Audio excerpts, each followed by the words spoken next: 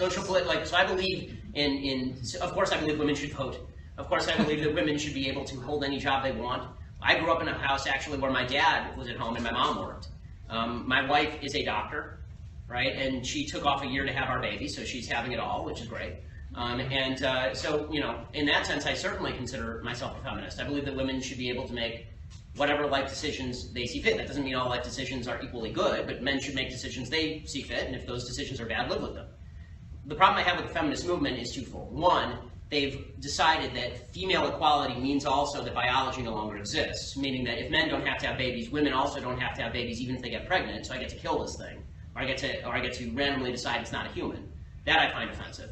And then the other thing that the feminist movement has done, and this is where I think the feminist movement went wrong, is they made the absolutely correct point in the 50s and 60s, men act like pigs.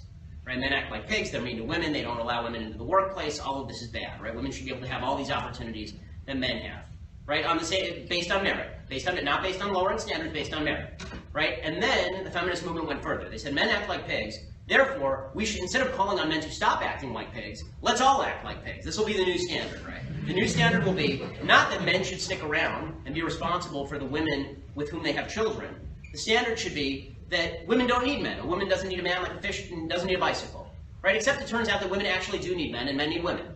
It turns out that we all need each other in a certain way, and when it comes to marriage and raising children, you certainly need your partner. You certainly need your partner. This is the problem I have with feminism. So the basic principle, of course I agree with.